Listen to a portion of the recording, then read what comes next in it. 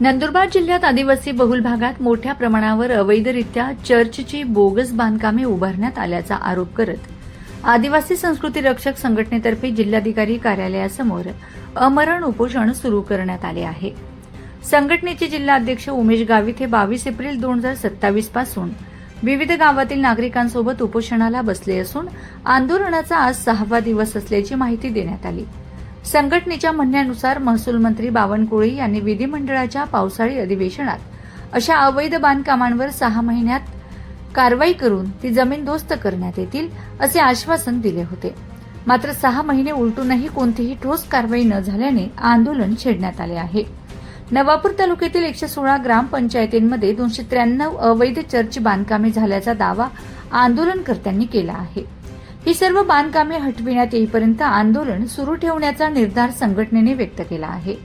दरम्यान तापमानाचा पारा 43 अंशांवर पोहोचला असतानाही उमेश गावित व इतर सहकारी भर उन्हात उपोषण करत असून प्रशासनाचे अजून पावेतो उपोषणकर्त्यांकडे लक्ष दिले नसल्याचे आंदोलनकर्त्यांनी सांगितले।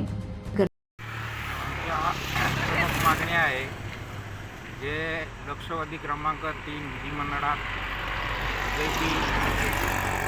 अनुज अग्रवालांनी जे लक्षवादी मांडली त्याला उत्तर देताना माननीय बावनकुळे साहेबांनी 6 महिन्याच्या आत अवैध चर्च पाडू असंही आश्वासन दिलं होतं, परंतु काही शासनाच्या नियमानुसार ते टप्प्याटप्प्याने पाडू असं सांगतायत। आम्हाला किती ग्रामपंचायतींना नोटिसा दिली आहे याचा अहवाल पाहिजे। आणि आता असं आहे की काही गावामध्ये ग्रामपंचायत ठराव घेऊन मग ते सादर करतायत।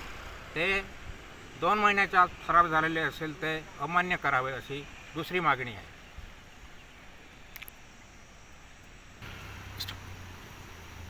आम्ही आदिवासी म्हटल्यानंतर अनादी काळापासून इथे राहतो आणि आम्ही सगळे आदिवासी प्रेमाने राहत होतो, परंतु पाद्री आल्यानंतर यांनी आमच्या समाजामध्ये तेढ निर्माण केला।